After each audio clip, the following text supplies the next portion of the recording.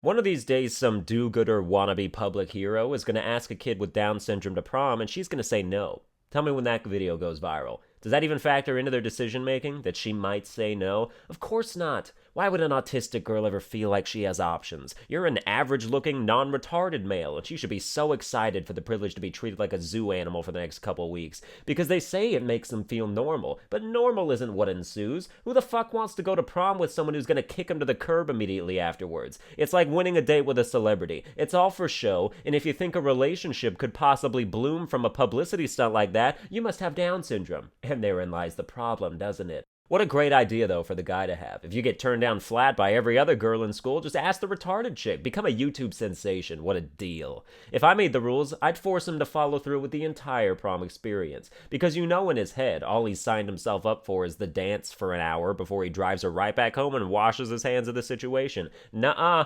Authenticity is the name of the game. That means you're booking the two of you a hotel room afterwards and fucking all night long. That's right, you wanted to make her feel normal? Then you fuck her like she's normal. Then a couple weeks later, you're going to get a call. And guess who's pregnant? Unfortunately, that baby's probably not going to be normal. So you have a decision to make. And while you cry on the phone with your charity case turned shotgun wedding partner, I'm going to be standing here with a video camera showing the world the aftermath of that selfless heroic deed, you fame-sponging cunt.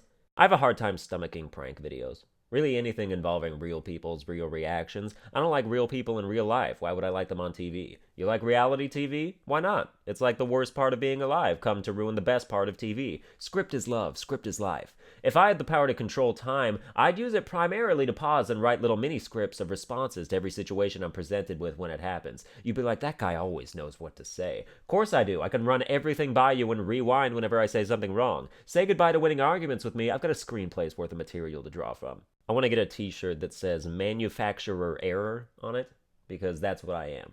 So many contradictions and afflictions in one package should have a warning label on the side. For the most part, I love being lazy. I love doing nothing important, and I even like when it makes people mad. But I hate the way it conflicts with wanting to be as high-functioning of a human as I can. I want to be a master of all trades, in peak physical condition that can tackle anything. I'm a parkour, martial arts, and weapon proficiency enthusiast who can do none of those things because my body is always like, but wouldn't you rather sit on the toilet 10 minutes longer than you need to? Why, yes, I've long since flushed, but the cold is nice on my ass. I could become a super soldier tomorrow.